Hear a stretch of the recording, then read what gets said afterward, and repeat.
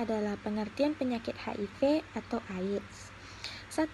Virus HIV atau Human Immunodeficiency Virus adalah virus atau jasad renik yang sangat kecil yang menyerang sistem kekebalan tubuh manusia. Sedangkan AIDS adalah singkatan dari Acquired Immune Deficiency Syndrome.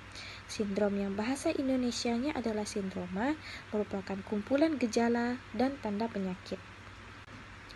Bentuk HIV seperti binatang bulu babi atau bintang laut yang berbulu tegak dan tajam. Tubuh manusia mempunyai sel darah putih untuk menjaga kekebalan tubuh manusia. Seorang yang terinfeksi HIV, virus ini menyerang sel darah putih. HIV atau AIDS di Indonesia.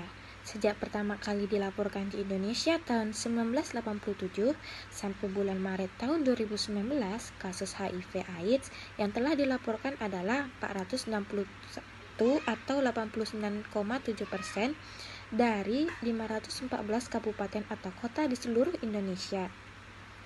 Data ini menunjukkan bahwa kasus HIV atau AIDS cenderung meluas keberadaannya di Indonesia.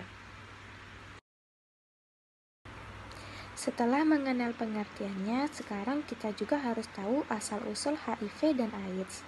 Penemuan baru tentang asal-usul AIDS, para ilmuwan melaporkan setengah dari garis keturunan jenis utama virus Human Immunodeficiency atau HIV-1 berasal dari gorila. Manusia mungkin melakukan perburuan hewan liar sebelum akhirnya terinfeksi virus gorila Cameron tersebut. Baik HIV-1 ataupun HIV-2 berasal dari primata. Asal HIV-1 berasal dari simpanse Panthoglodistes troglodytes yang ditemukan di Kamerun Selatan. HIV-2 berasal dari Sotimangabey atau Corobus ats, monyet dari Guinea-Bissau, Gabon, dan Kamerun.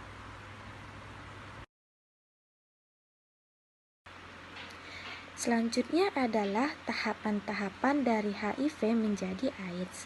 Ada 4 tahapan infeksi sehingga HIV berkembang menjadi AIDS.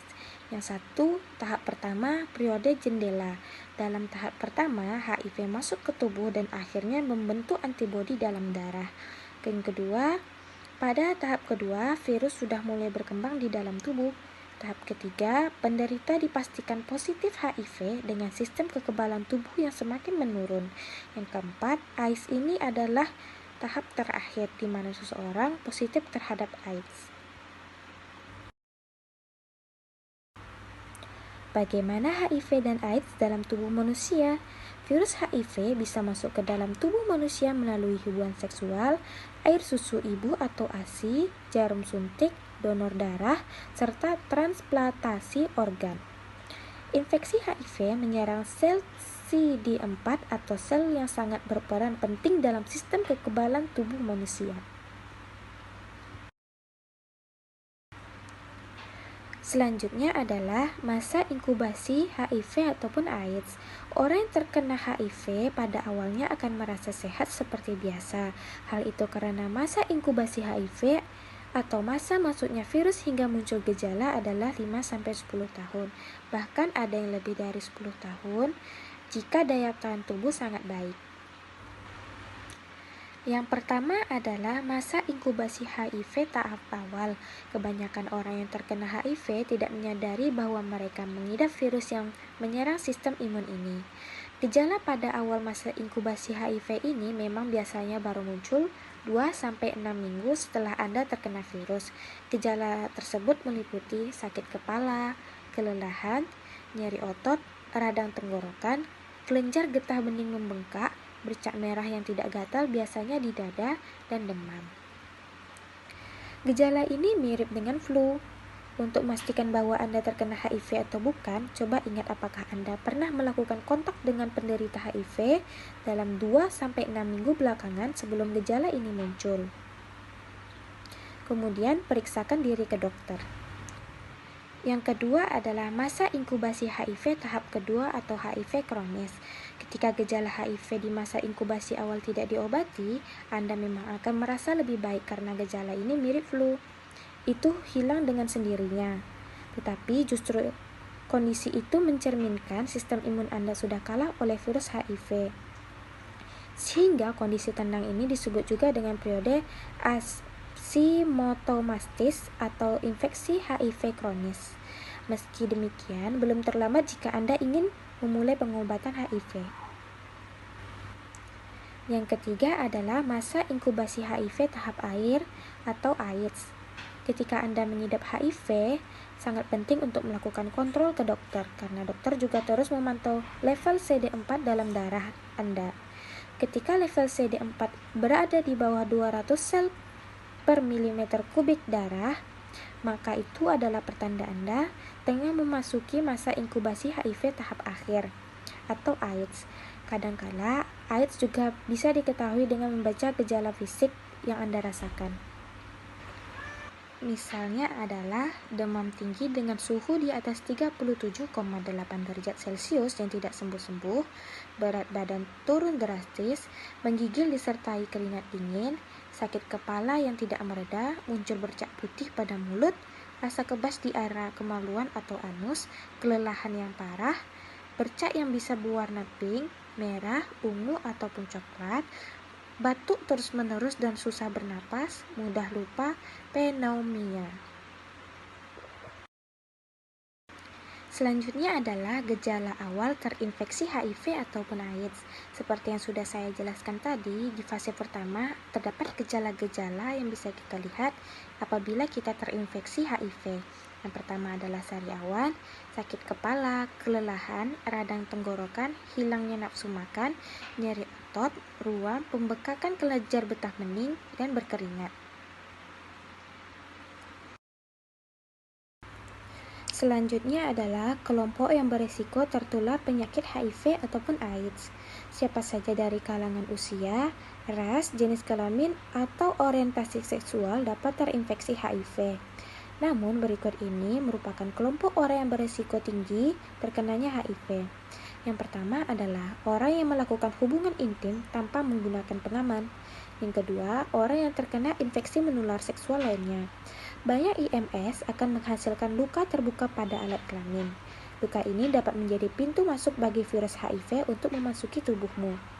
Yang ketiga adalah pengguna narkoba suntik. Orang yang menggunakan narkoba suntik, apalagi bila sering berbagi jarum atau alat suntik, berisiko lebih tinggi terkena tetesan darah orang lain yang terinfeksi. Yang keempat adalah orang yang sering membuat tato atau melakukan tindik.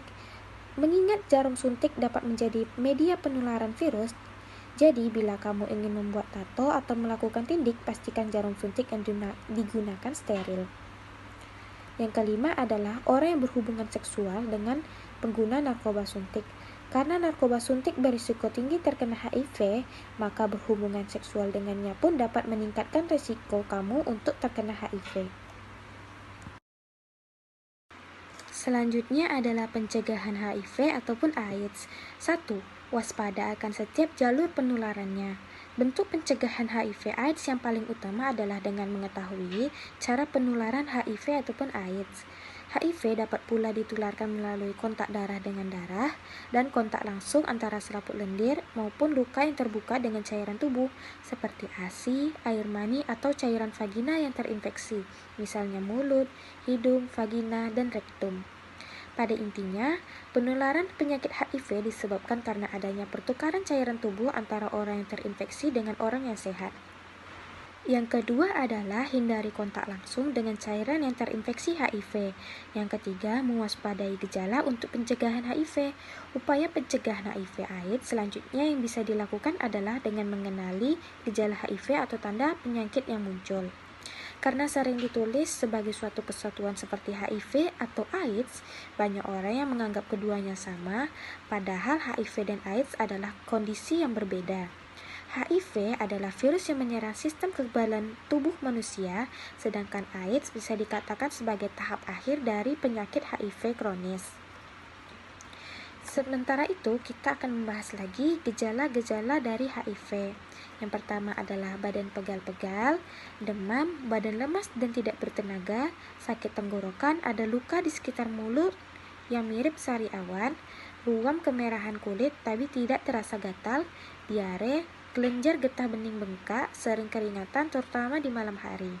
Sedangkan gejala AIDS adalah sariawan atau muncul lapisan putih tebal di rongga mulut akibat infeksi jamur, berat badan menurun drastis tanpa sebab yang jelas, gampang memar, sering sakit kepala, merasa sangat lelah dan tidak bertenaga, batuk kering kronis, pembengkakan pada kelenjar bening yang ada di tenggorokan, ketiak atau selangkangan, perdarahan di mulut, hidung, anus atau vagina secara tiba-tiba, kebas atau sensasi mati rasa di tangan dan kaki, sulit mengendalikan refleks otot, mengalami kelumpuhan. Yang keempat adalah berhubungan seks yang aman menggunakan pengaman. Yang kelima, saling terbuka dengan pasangan untuk pencegahan HIV. Yang keenam, hindari alkohol dan obat-obatan terlarang. Yang ketujuh, sunat untuk pencegahan HIV pada lelaki. Yang kedelapan, jangan pernah berbagi jarum atau alat suntik. Sekarang kita masuk ke dalam obat-obatan HIV dan AIDS. 1. Integrase Strain Transfer Inhibitors atau INSTIS. Obat ini adalah obat yang menghentikan aksi integrase. Integrase adalah enzim virus HIV yang digunakan untuk menginfeksi sel T dengan memasukkan DNA HIV ke dalam DNA manusia. Yang kedua adalah nucleoside atau nucleotide reverse transcriptase inhibitors atau NRTI. Obat ini adalah satu golongan obat antiretroviral yang digunakan dalam pengobatan HIV ataupun AIDS. Obat antiretroviral ini bertugas mengganggu kemampuan virus untuk memperbanyak diri di dalam tubuh. Cara kerja obat NRTI yaitu dengan mencegah enzim reverse transcriptase, virus menyalin RNA menjadi DNA. Tanpa adanya DNA, HIV dan AIDS tidak dapat memperbanyak diri. Yang ketiga adalah cytochrome P4503A atau CYP3A inhibitors. CYP3A adalah enzim dalam organ hati yang membantu beberapa fungsi tubuh. Enzim ini dapat memecah atau obat-obatan yang masuk ke dalam tubuh. Cara pengobatan dengan CYP3A yakni meningkatkan fungsi kadar obat HIV serta obat non-HIV lainnya yang masuk ke dalam tubuh. Alhasil, efek pengobatan pun lebih manjur untuk mengoptimalkan kondisi kesehatan pasien. Yang keempat adalah protease inhibitor atau PI. Protease inhibitor adalah satu obat HIV dan AIDS yang bekerja dengan cara mengikat enzim protease. Untuk bisa menyalin virus di dalam tubuh, HIV membutuhkan enzim protease. Jadi ketika protease diikat oleh obat protease inhibitor, HIV tidak akan bisa membuat salinan virus baru. Hal ini berguna untuk mengurangi jumlah virus HIV yang bisa menginfeksi lebih banyak sel sehat. Yang kelima adalah entry inhibitor. Pengobatan menggunakan entry inhibitor bekerja dengan cara menghalangi virus HIV dan AIDS memasuki sel T yang sehat. Namun, obat ini jarang digunakan sebagai pengobatan pertama untuk HIV. Faktor resiko HIV. HIV atau Human Immunodeficiency Virus adalah virus yang merusak sistem kekebalan tubuh dengan menginfeksi dan menghancurkan sel CD4. Semakin banyak sel CD4 yang dihancurkan, maka kekebalan tubuh akan semakin melemah sehingga akan rentan diserang berbagai penyakit. Infeksi HIV yang tidak segera ditangani akan berkembang menjadi kondisi serius yang disebut AIDS atau Acquired Immunodeficiency Syndrome. AIDS adalah stadium akhir dari infeksi virus HIV. Pada tahap ini, kemampuan tubuh untuk melawan infeksi sudah hilang sepenuhnya. Sampai saat ini, belum ada obat untuk menangani HIV dan AIDS. Tipe HIV. Virus HIV terbagi menjadi dua tipe utama, yaitu HIV-1 dan HIV-2. Masing-masing tipe terbagi lagi menjadi beberapa subtipe. Pada banyak kasus, infeksi HIV disebabkan oleh HIV-1, 90%. Di antaranya adalah HIV-1 subtipe M, sedangkan HIV-2 diketahui hanya menyerang sebagian kecil individu, terutama di negara bagian Afrika Barat. Penularan HIV dan AIDS. Penularan HIV terjadi saat darah, sperma, atau cairan vagina dari seseorang yang terinfeksi masuk ke dalam tubuh orang lain.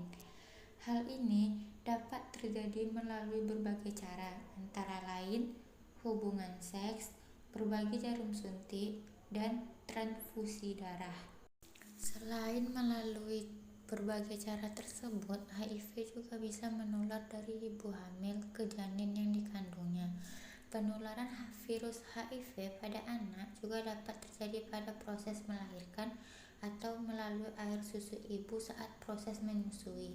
Perlu diketahui, HIV tidak menyebar melalui kontak kulit seperti berjabat tangan atau berpelukan dengan penderita HIV.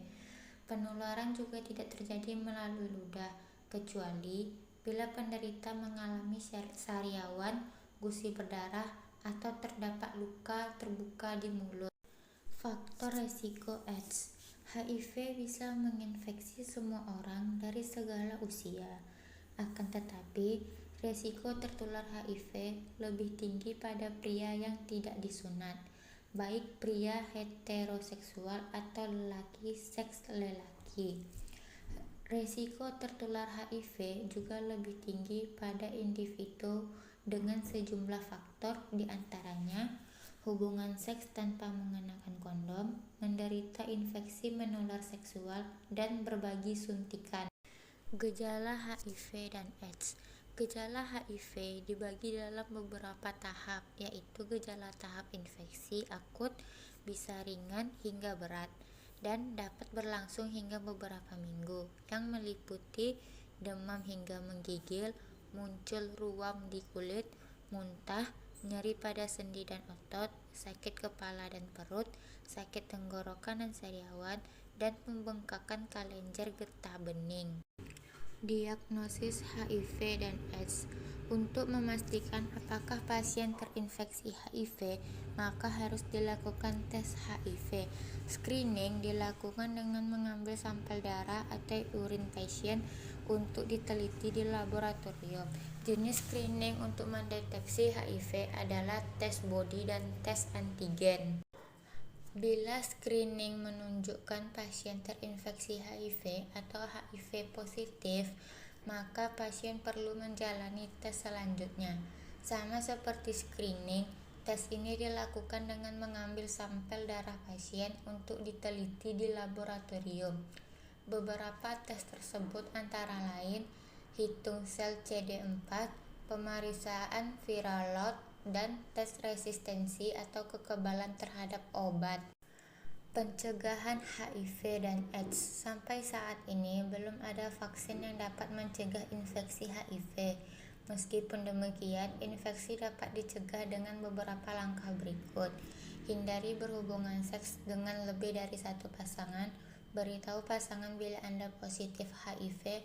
Diskusikan kembali dengan dokter bila Anda diagnosis positif HIV dalam masa kehamilan. Bagi pria, disarankan bersunat untuk mengurangi risiko infeksi HIV dan gunakan kondom yang baru tiap berhubungan seks. Pengobatan HIV dan AIDS. Meskipun sampai saat ini belum ada obat untuk menyembuhkan HIV, namun ada jenis obat yang dapat memperlambat perkembangan virus. Jenis obat ini disebut antiretroviral atau ARV. ARV bekerja dengan menghilangkan unsur yang dibutuhkan virus HIV untuk menggandakan diri dan mencegah virus HIV menghancurkan sel CD4. Beberapa jenis obat ARV antara lain efavirenz, etravirin, nevirapin, lavifudin, dan zidofudin. Di materi tentang tes HIV ini dibagi menjadi 5. Yang pertama ada macam-macam tes untuk mendeteksi infeksi HIV atau AIDS. Yang kedua ada hasil tes HIV.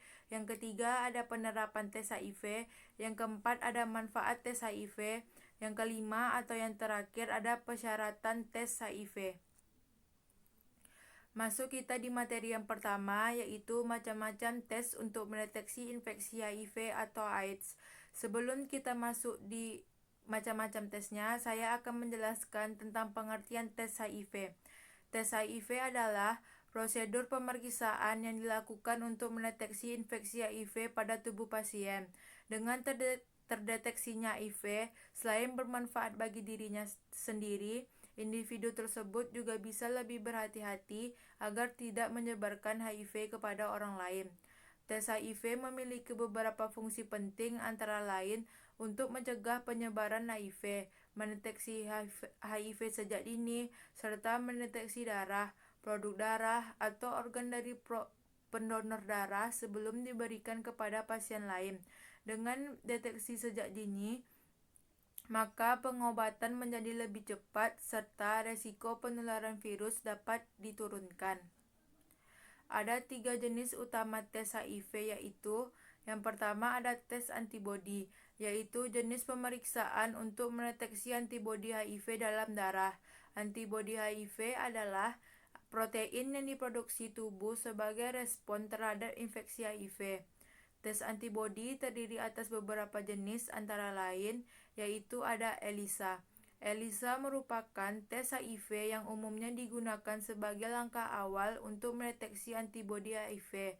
Sampel darah yang telah diambil akan dibawa ke laboratorium dan dimasukkan ke dalam wadah yang telah diberi antigen HIV. Selanjutnya, enzim akan dimasukkan ke dalam wadah tersebut untuk mempercepat reaksi kimia antara darah dan antigen. Jika darah mengandung antibodi HIV, maka darah akan mengikat antigen tersebut di dalam wadah. Lalu ada IVA, tes yang dilakukan dengan menggunakan pewarna fluorens untuk mengidentifikasi keberadaan antibodi HIV. Pengamatan dilakukan dengan bantuan mikroskop beresolusi tinggi. Tes ini biasanya digunakan untuk mengonfirmasi hasil tes ELISA. Lalu ada Western blot, tes yang dilakukan dengan menggunakan metode pemisahan protein antibodi yang diekstrak dari sel darah. Sebelumnya, tes ini juga digunakan untuk mengonfirmasi hasil tes ELISA. Namun, saat ini Western blot sudah jarang digunakan sebagai tes HIV. Lalu yang kedua ada tes PCR. Tes yang digunakan untuk mendeteksi RNA atau DNA HIV dalam darah. Tes PCR dilakukan dengan cara memperbanyak DNA melalui reaksi enzim. Tes PCR dapat dilakukan untuk memastikan keberadaan virus HIV ketika hasil tes antibodi masih diragukan. Yang ketiga, ada tes kombinasi antibodi antigen. Tes yang dilakukan untuk mendeteksi antigen HIV yang dikenal dengan P24 dan antibodi HIV1 atau HIV2. Dengan mengidentifikasi antigen P24, maka keberadaan virus HIV dapat terdeteksi sejak dini. Sebelum antibodi HIV diproduksi dalam tubuh umumnya membutuhkan waktu 2-6 minggu untuk memproduksi antigen dan antibodi sebagai respon terhadap infeksi. Lanjut materi yang kedua ada hasil tes HIV. Hasil tes HIV dan setelah tes HIV. Sampel darah yang telah diambil akan dianalisa di laboratorium untuk mendeteksi respon antibodi terhadap HIV atau materi genetik, DNA atau RNA. HIV di dalam darah. Hasil tes ELISA umumnya akan keluar dalam 2-4 hari.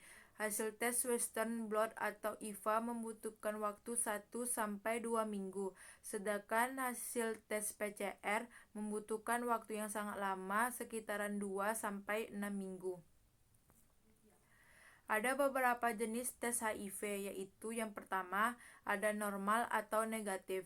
Hasil tes dikatakan normal atau negatif jika tidak ditemukan antibodi HIV di dalam darah pasien, atau tes PCR tidak mendeteksi keberadaan RNA atau DNA HIV. Yang kedua ada abnormal atau positif. Hasil tes dikatakan abnormal atau positif jika ditemukan antibodi HIV di dalam darah pasien, atau tes PCR mendeteksi keberadaan materi genetik HIV atau RNA atau DNA. Yang ketiga, tidak dapat ditentukan hasil tes tidak menunjukkan secara jelas apakah pasien terinfeksi HIV atau tidak. Kondisi ini mungkin terjadi ketika antibodi HIV belum berkembang atau ketika jenis antibodi lain mengganggu hasil tes.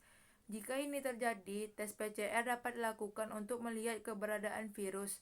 Pasien yang tetap memiliki hasil tes tidak tentu selama 6 bulan atau lebih disebut stable indeterminate dan dianggap tidak terinfeksi HIV. Jika tes HIV negatif, bukan berarti pasien tidak terinfeksi HIV. Pasien mungkin masih dalam masa inkubasi virus atau di dalam masa jendela, yaitu rentang waktu mulai dari awal penularan hingga mulai antibodi HIV. Dokter akan menganjurkan pasien untuk menjalani tes ulang 3 bulan setelah tes pertama. Hal ini dilakukan untuk memastikan hasil tes dan sebagai langkah pencegahan penyebaran virus. Jika hasil tes HIV ulang tetap negatif, maka dokter akan menyatakan Anda tidak terinfeksi virus HIV, namun tetap merekomendasikan pemeriksaan HIV secara berkala untuk deteksi dini infeksi HIV. Jika pasien dinyatakan positif terinfeksi HIV, maka pasien dan dokter dapat berdiskusi untuk merencanakan langkah dan jenis terapi apa pengobatan yang akan dijalani oleh pasien. Lanjut, materi yang ketiga ada penerapan tes HIV. Tes HIV sebaiknya dilakukan oleh setiap individu, terutama yang berusia antara 13 sampai 64 tahun, sebagai bagian dari pemeriksaan kesehatan secara rutin. Namun, dokter akan menganjurkan tes HIV pada beberapa orang dengan kondisi sebagai berikut. Yang pertama, ada memiliki gejala yang terduga HIV atau terdiagnosis dengan gangguan kesehatan tertentu, antara lain penyakit menular seksual, hepatitis B atau C, tuberkulosis, dan limfoma. Yang kedua, sering berganti pasangan dan melakukan hubungan seksual tanpa kondom. Yang ketiga, ada berhubungan seks sesama jenis. Yang keempat, ada menggunakan obat-obatan melalui suntik atau infus dan berbagai alat suntik. Yang kelima, ada wanita hamil atau menyusui. Yang keenam, ada bayi yang baru dilahirkan oleh penderita HIV atau seperti ibunya yang terkena HIV. Yang ketujuh, atau yang terakhir, menerima transfusi darah dari pendonor yang berasal dari negara dengan jumlah penderita HIV yang paling tinggi. Lanjut ke materi yang keempat, ada manfaat tes HIV. Tes HIV memiliki beberapa fungsi penting, antara lain untuk mencegah penyebaran HIV, mendeteksi infeksi HIV sejak dini, serta mendeteksi darah, produk darah, atau organ dari pendonor sebelum diberikan kepada pasien lain. Dengan deteksi sejak dini, maka pengobatan menjadi lebih cepat, serta risiko penularan virus dapat diturunkan. Lalu materi yang terakhir ada persyaratan tes HIV. Yang pertama, tes harus dilaksanakan sepengetahuan dan dengan izin dari kita. Hal ini sering disebut dengan informed consent. Yang kedua, kita juga harus paham mengenai HIV atau AIDS sebelum tes dilaksanakan. Konseling diberikan kepada kita sebelum tes untuk membantu kita membuat pertimbangan yang bijaksana sebelum memutuskan apakah kita mau atau tidak. Yang ketiga, tes HIV harus dirahasiakan oleh dokter atau konselor. Hasilnya tidak boleh dibocorkan kepada orang lain kecuali oleh kita sendiri atau dengan persetujuan dari kita. Yang keempat atau yang terakhir, setelah tes konseling harus diberikan lagi agar kita dapat memahami hasil tes dan untuk membantu kita menyusun rencana serta langkah-langkah apa selanjutnya sesuai hasil tes dari kita. Macam-macam tes untuk mendeteksi HIV. Pertama ada tes antibodi, yaitu jenis pemeriksaan untuk mendeteksi antibodi HIV dalam darah. Antibodi HIV adalah protein yang diproduksi tubuh sebagai respons terhadap infeksi HIV. Jenis-jenis tes antibodi. Yang pertama ada ELISA atau Enzyme Linked Immunosorbent Assay. ELISA ini merupakan tes HIV yang umumnya digunakan sebagai langkah awal untuk mendeteksi antibodi HIV. Sampel darah yang telah diambil akan dibawa ke laboratorium dan dimasukkan ke dalam wadah yang telah diberi antigen HIV. Selanjutnya, enzim akan dimasukkan ke dalam wadah tersebut untuk mempercepat reaksi kimia antara darah dan antigen. Jika darah mengandung antibodi HIV, maka darah akan mengikat antigen tersebut di dalam wadah. Yang kedua, ada FA atau Immunofluorescent Antibody Assay. Tes ini dilakukan dengan menggunakan pewarna fluorescens untuk mengidentifikasi keberadaan antibodi HIV. Pengamatan dilakukan dengan bantuan mikroskop beresolusi tinggi.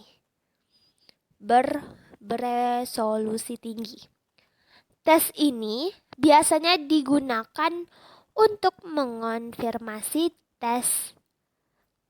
hasil tes ELISA. Ketiga, Western blot. Tes ini dilakukan dengan menggunakan metode pemisahan protein antibodi yang diekstrak dari sel darah. Sebelumnya, tes ini juga digunakan untuk mengonfirmasi hasil tes ELISA. Namun, saat ini Western blot sudah jarang digunakan sebagai tes HIV. Macam-macam tes untuk mendeteksi HIV lainnya yaitu tes PCR atau Polymerase Chain Reaction. Tes ini digunakan untuk mendeteksi RNA dan DNA HIV dalam darah. Tes PCR dilakukan dengan cara memperbanyak DNA melalui reaksi enzim. Tes PCR dapat dilakukan untuk memastikan keberadaan virus HIV ketika hasil tes antibodi masih diragukan. Macam-macam tes untuk mendeteksi HIV lainnya yaitu tes kombinasi antibodi antigen atau ABAG test. Tes yang dilakukan untuk mendeteksi antigen HIV yang dikenal dengan P24 dan antibodi HIV1 atau HIV2. Dengan mengidentifikasi antigen P24, maka keberadaan virus HIV dapat terdeteksi sejak dini, sebelum antibodi HIV diproduksi dalam tubuh.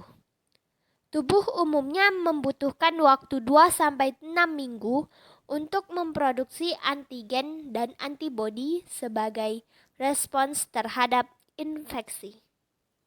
Hasil tes HIV terdapat 3 macam, yaitu hasil tes negatif, positif, serta reaktif. Pertama, kita akan membahas tentang tes negatif HIV dulu. Mendapatkan hasil negatif setelah tes, belum tentu Anda benar-benar bebas dari HIV. Namun, hasil HIV negatif tidak juga pasti menandakan tes yang Anda lakukan salah, langka, atau tidak akurat. Anda mungkin saja terinfeksi, tetapi viral load dalam darah belum cukup banyak untuk bisa mendeteksi dari tes. Inilah yang dinamakan dengan masa jendela HIV, yaitu jeda waktu antara kapan virus pertama kali masuk sampai tes dapat secara akurat mendeteksi keberadaannya. Masa jendela HIV bervariasi untuk setiap orang dan juga berbeda tergantung pada jenis tes HIV yang Anda jalani. Penting untuk diketahui bahwa selama masih dalam masa jendela, Anda mungkin tidak merasakan gejala HIV apapun. Virus masih terus berduplikasi dan berkembang biak dalam tubuh, sehingga Anda pun masih dapat menularkan penyakit HIV ke lingkungan tanpa disadari. Apabila hasil tes HIV pertama negatif, Anda perlu dites lagi dalam waktu 3 bulan berikutnya untuk memastikan ketika Anda benar terinfeksi HIV, tubuh akan mengeluarkan antibodi khusus yang siap menyerang virus tersebut. Jika dari tes terakhir itu hasil Anda tetap negatif, Anda bisa sepenuhnya yakin tidak terinfeksi HIV. Selanjutnya, hasil tes HIV positif. Jika hasil tes HIV positif ini menunjukkan bahwa viral load HIV telah terdeteksi dalam darah. Hasil viral load yang mencapai 100.000 kopi atau lebih per 1 ml sudah termasuk tinggi. Artinya, besar kemungkinan HIV positif. Setelah mendapatkan hasil positif, dokter dapat memberikan rekomendasi rencana pengobatan yang sesuai dengan kondisi Anda saat ini. Anda perlu memulai pengobatan sesegera mungkin untuk memastikan Anda tetap sehat sekaligus mengurangi peluang Anda menyebarkan virus HIV ke orang lain. ART memperlambat perkembangan HIV dan membantu melindungi sistem kekebalan tubuh Anda. Selain itu, Anda juga akan terus dipantau untuk mewaspadai infeksi tuberkulosis atau TBC. Selanjutnya, jika Anda positif HIV saat sedang hamil, Anda akan diberi arahan tambahan untuk mencegah penularan pada bayi. Hasil tes HIV tidak akan disebarluaskan.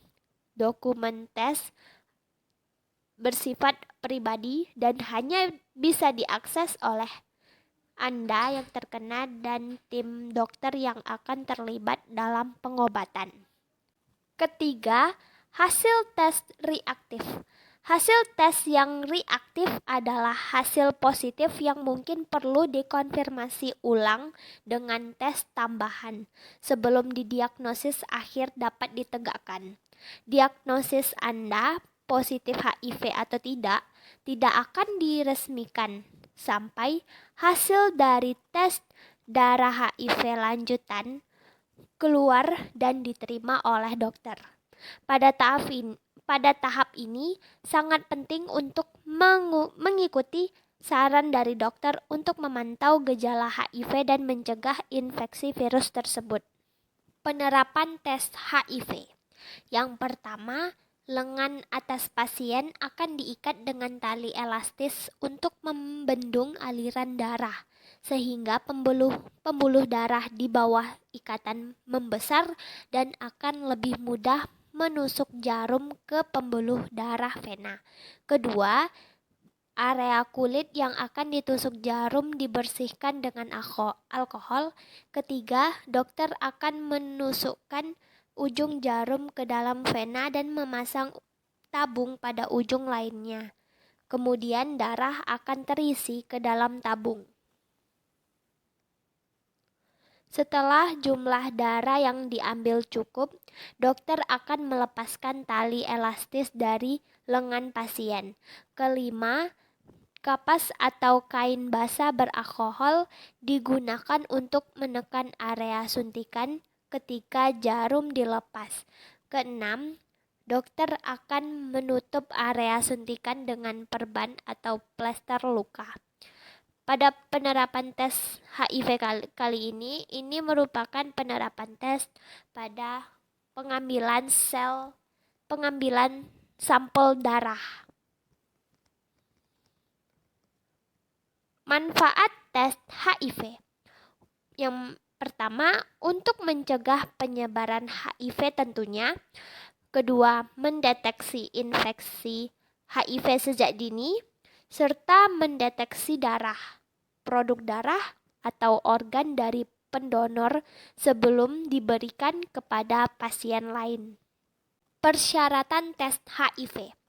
Tes HIV sebaiknya dilakukan oleh setiap individu, terutama yang berusia antara 13 sampai 64 tahun, sebagai bagian dari pemeriksaan kesehatan secara rutin. Namun, dokter akan menganjurkan tes HIV pada beberapa orang dengan kondisi sebagai berikut. Yang pertama, memiliki gejala yang terduga HIV atau terdiagnosis dengan gangguan kesehatan tertentu, antara lain penyakit menular seksual, hepatitis B atau C, tuberkulosis, dan limfoma.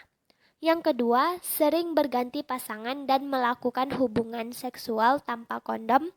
Ketiga, berhubungan seks bersama jenis. Keempat, menggunakan obat-obatan melalui suntik atau infus dan berbagai alat suntik. Kelima, wanita hamil atau menyusui.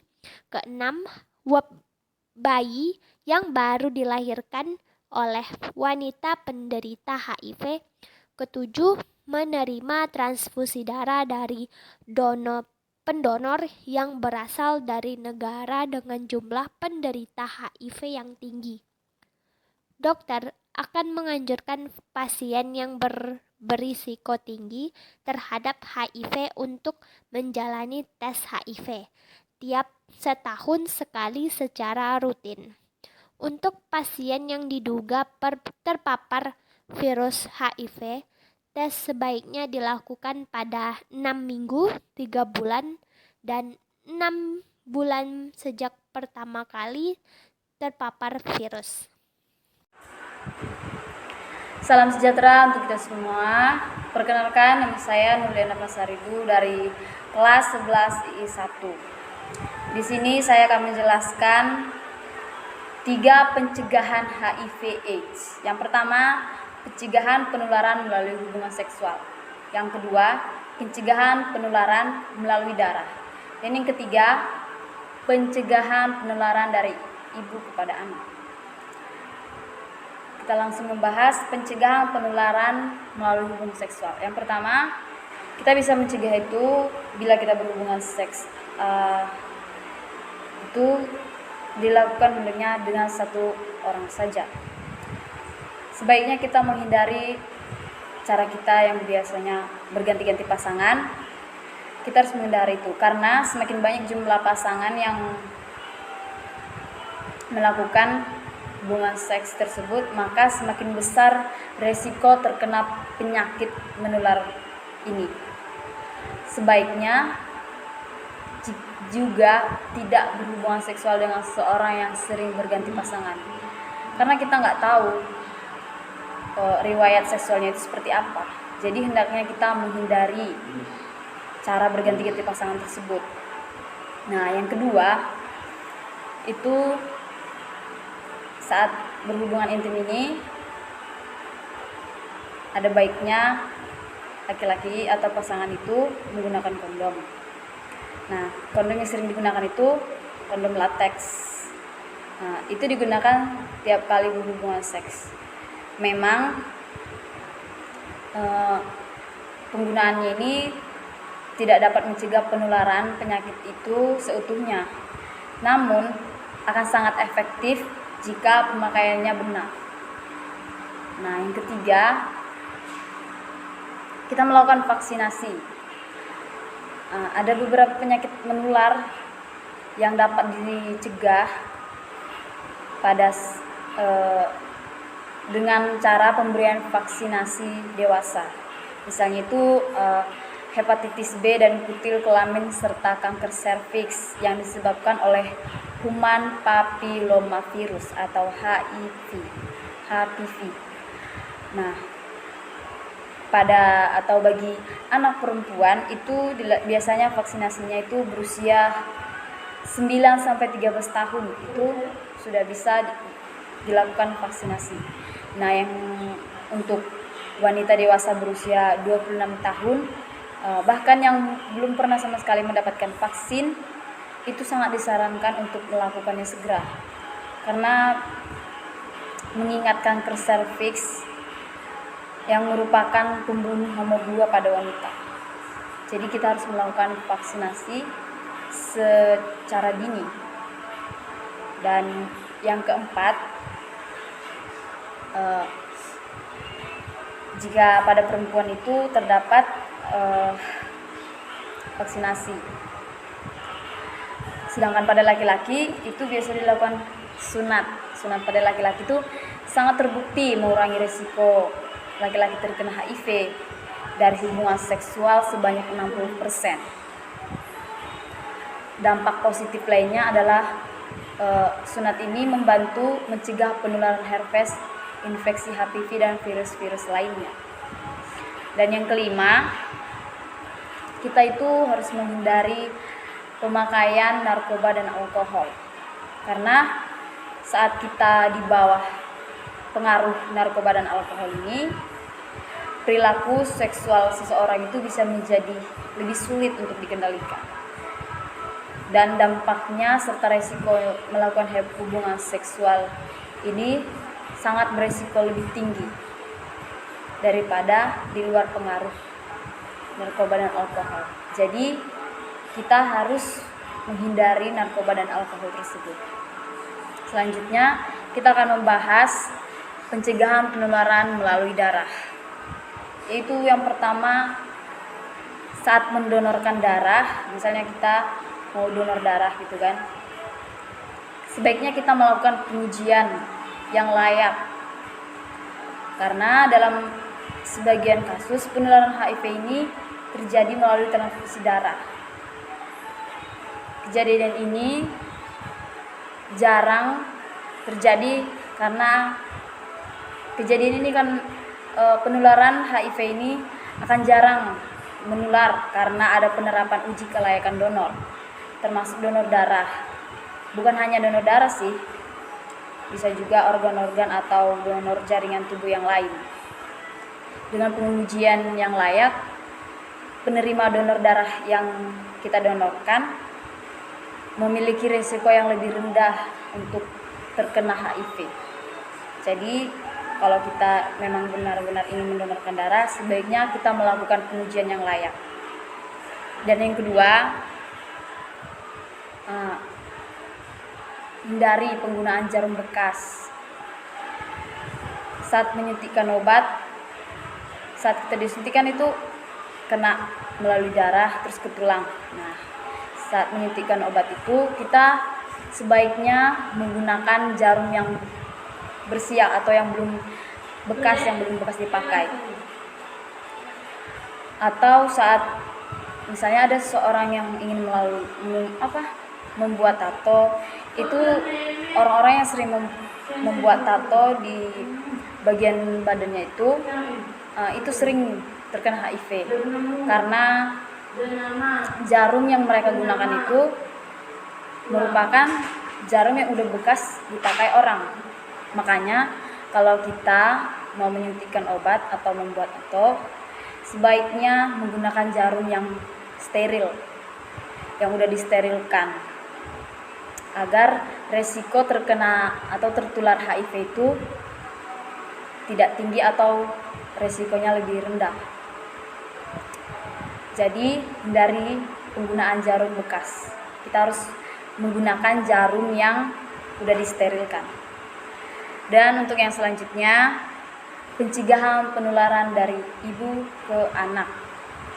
Nah, itu dapat dicegah bila kita melakukan deteksi dini.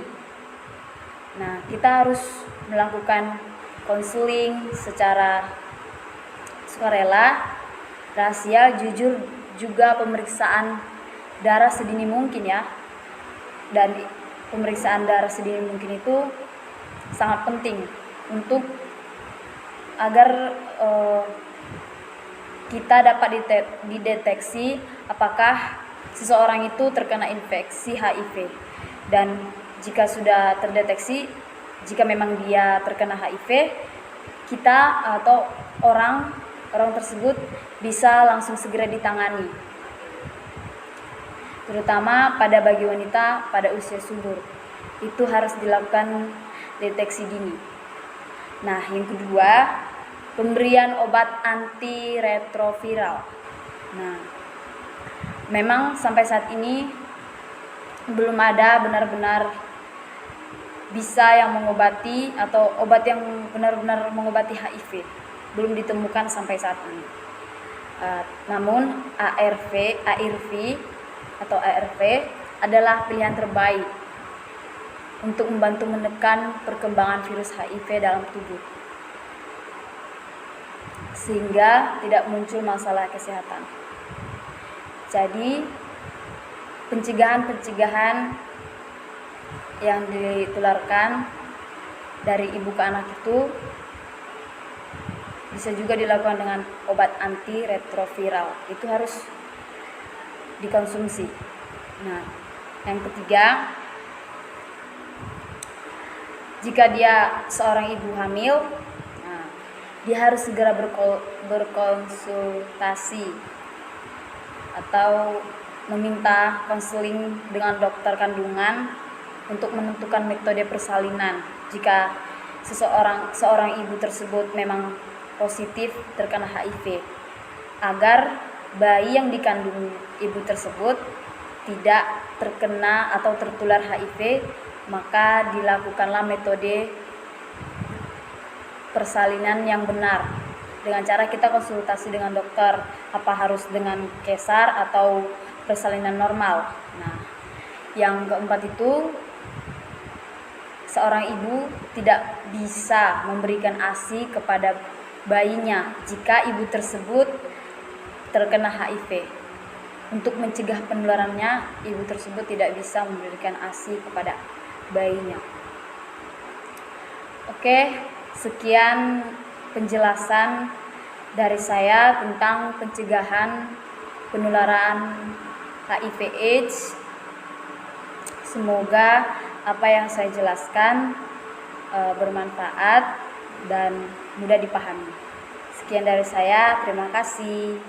Kesempatan kali ini saya akan memaparkan mengenai materi yang berjudul Virus HIV dan AIDS yang dibimbing langsung oleh Bapak Muhammad Alwi. Untuk itu, sebelum menjelaskan, di sini saya akan memberitahu beberapa indikator dari materi yang akan saya sampaikan.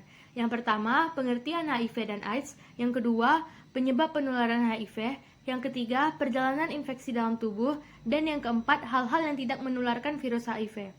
Pengertian HIV. HIV merupakan singkatan dari Human Immunodeficiency Virus. Virus ini melemahkan imun manusia dengan cara menghancurkan sel-sel darah putih yang berfungsi untuk melindungi tubuh dari penyakit. Tahap akhir dari infeksi HIV yang berlangsung lama disebut dengan AIDS atau Acquired Immunodeficiency Syndrome. Jadi, AIDS adalah kumpulan penyakit atau sindrom yang muncul akibat penurunan sistem kekebalan tubuh yang disebabkan oleh virus HIV. Seseorang yang terkena infeksi HIV pada umumnya tak langsung menyadari terpapar virus berbahaya tersebut. HIV kira-kira membutuhkan 2-15 tahun hingga menimbulkan gejala. Dibanding manusia dengan sistem imun normal, penderita HIV atau AIDS jauh lebih mudah terinfeksi karena keadaan inilah yang menyebabkan HIV atau AIDS sangat ditakuti. Karena tubuh sama sekali tidak memiliki pertahanan terhadap bakteri, virus, jamur, atau parasit lain yang akan berujung pada kematian. Berdasarkan data dari UNAIDS, terdapat 36,9 juta masyarakat berbagai negara hidup bersama HIV dan AIDS. Pada 2017, dari total penderita yang ada, 1,8 juta diantaranya adalah anak-anak berusia di bawah 15 tahun, selebihnya adalah orang dewasa dengan jumlah 35,1 juta. Penderita HIV atau AIDS banyak diderita oleh kaum wanita, yakni sebanyak 18,2 juta penderita atau sekitar 25% diantaranya.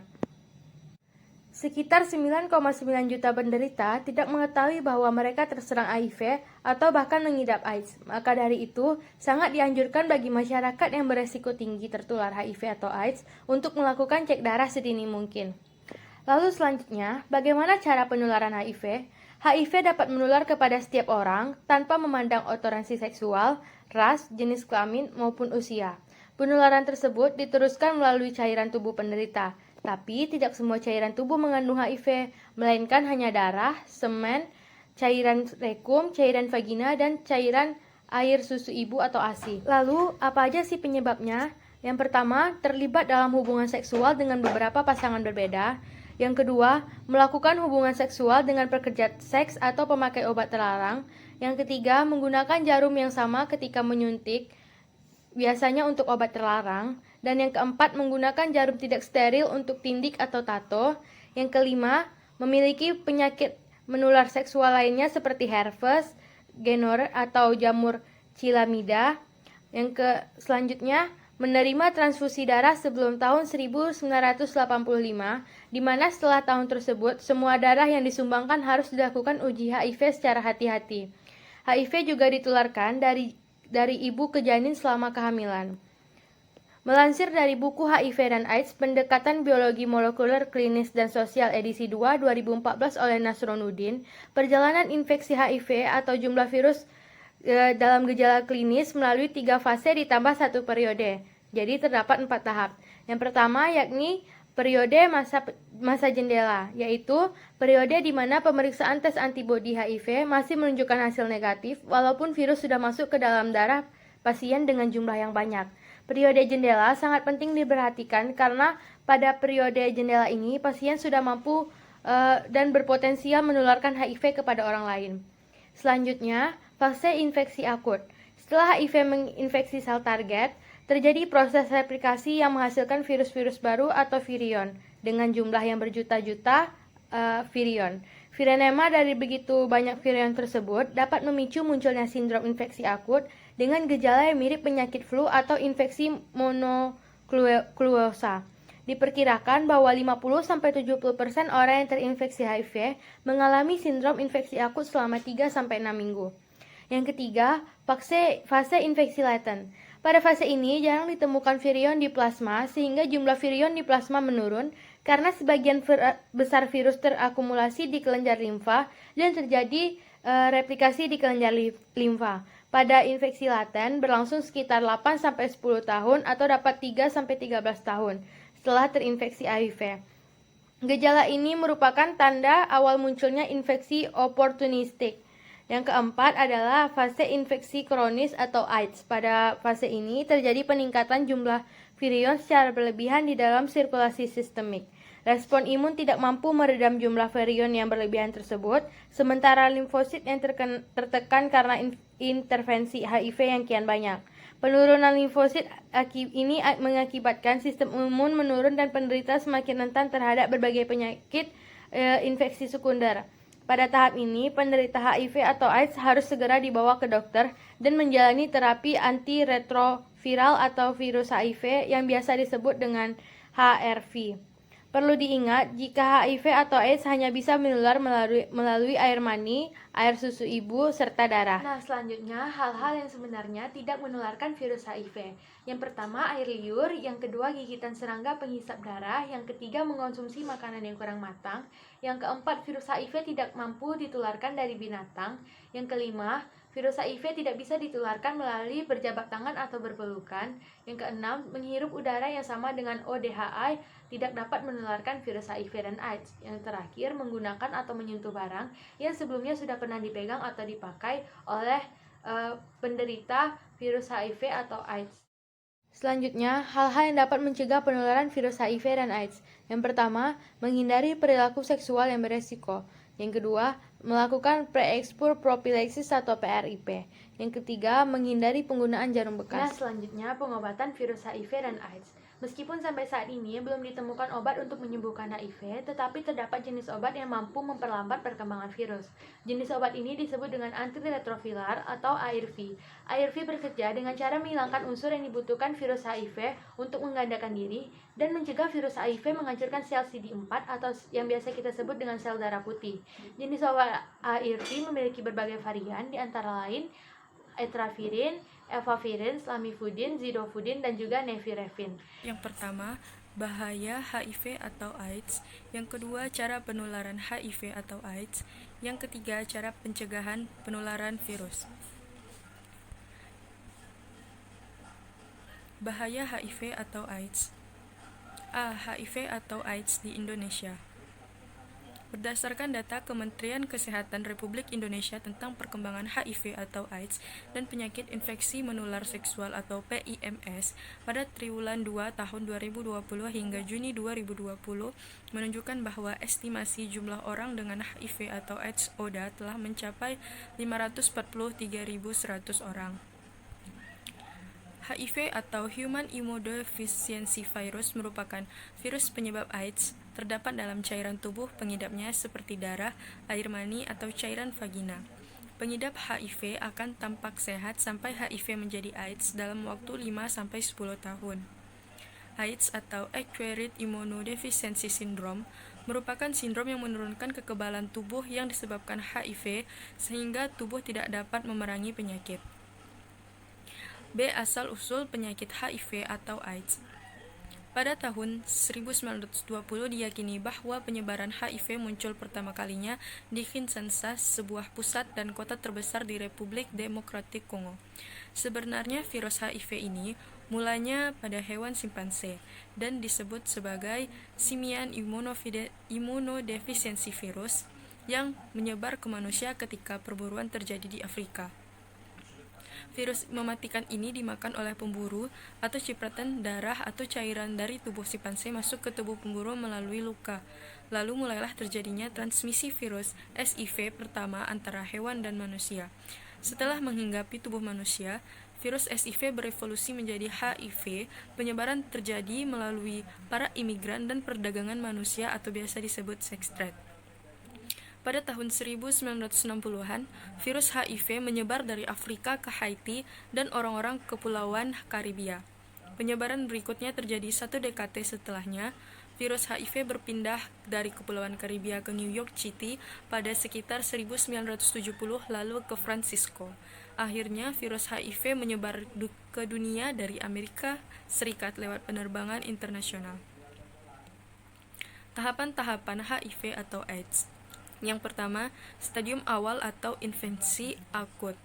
Gejalanya biasa muncul antara 2 hingga 4 minggu setelah infeksi pertama.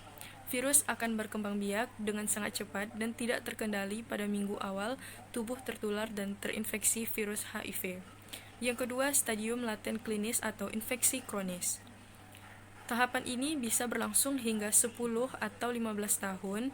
Walaupun masih tidak menunjukkan gejala, tetapi gejala virus justru menyerang sel kekebalan tubuh guna memunculkan komplikasi lanjutan. Yang ketiga, stadium lanjut atau AIDS. Ini adalah tahap akhir dari infeksi virus HIV dan AIDS. Ketika sistem imunitas tubuh sepenuhnya rusak, maka fase ini pengidap akan memiliki viral load yang tinggi dan sangat mudah menulari orang lain. Lama fase ini berlangsung hingga 10 tahun, bahkan bisa lebih panjang lagi. Cara penularan HIV atau AIDS. HIV atau AIDS di tubuh manusia. Virus HIV ada di mana sih? Jumlah besar virus terdapat dalam darah, cairan vagina, dan sperma. Jumlah kecil terdapat dalam ASI, air liur, air mata, dan air kencing. Terbukti menular melalui darah, cairan vagina, sperma, dan ASI. Gejala tahap infeksi akut bisa ringan, bisa berat, dan dapat berlangsung hingga beberapa minggu yang meliputi. Yang pertama, demam hingga menggigil. Yang kedua, muncul ruam. Yang ketiga, muntah. Yang keempat, nyeri pada sendi dan otot. Yang kelima, pembengkakan kelenjar getah bening. Yang keenam, sakit perut. Yang ketujuh, sakit tenggorokan. Dan yang kedelapan, sariawan. Gejala infeksi HIV pada tahap laten bervariasi seperti berat badan turun, berkeringat di malam hari, demam, diare, mual dan muntah, herpes zoster, pembengkakan kelenjar getah bening, sakit kepala, dan tubuh terasa lemah. Gejala AIDS meliputi berat badan turun tanpa diketahui sebabnya, berkeringat di malam hari, bercak putih di lidah dan mulut, kelamin, dan anus. Bintik ungu pada kulit yang tidak bisa hilang, demam yang berlangsung lebih dari 10 hari, diare kronis atau sesak napas. Cara penularan HIV atau AIDS. Yang pertama, kontak seksual seperti heteroseksual, homoseksual, dan biseksual. Yang kedua, kontak darah.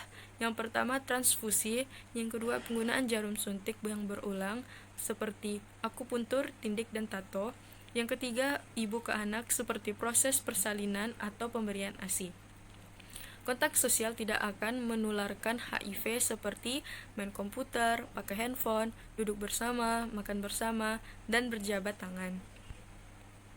AIDS tidak menular melalui makan bersama, berjabat tangan, atau gigitan nyamuk dan serangga. Kelompok masyarakat yang beresiko tinggi tertular HIV atau AIDS. Yang pertama, pelanggan PSK atau WTS. Yang kedua, pekerja seks komersial atau PSK atau WTS. Yang ketiga, pasangan penderita HIV atau AIDS. Yang keempat, anak dari ibu penderita HIV atau AIDS. Yang kelima, pecandu obat-obatan. Yang keenam, kalangan homoseksual. Cara mencegah penularan virus HIV atau AIDS. IMS dan HIV hanya dapat dicegah dengan A, B, C, D, E. Yang pertama, A. Anda jauhi seks. A. Merupakan abstinence. Bagi yang belum menikah, dianjurkan untuk tidak melakukan hubungan seksual. Yang B. Bersikap saling setia. B. Merupakan be faithful, saling setia pada satu pasangan yang tidak terinfeksi HIV. C. Cegah dengan kondom. C. Kondom. Gunakan kondom setiap kali berhubungan seks yang beresiko. D. Dihindari penggunaan narkoba suntik. D. Don't inject. Hindari penggunaan jarum suntik secara bergantian dan tidak steril. E. Edukasi, ajari pasangan dan teman-teman kita. E. Merupakan safe equipment. Hindari pemakaian segala alat atau bahan-bahan yang tidak steril. Pengobatan HIV. Sampai saat ini belum ada obat yang dapat menyembuhkan HIV.